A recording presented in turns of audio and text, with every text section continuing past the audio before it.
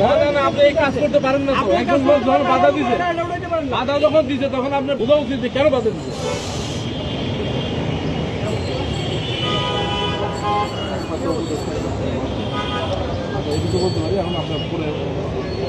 আপনি এই কাজটা করতে পারেন না, আপনি এই কাজটা করতে পারেন না।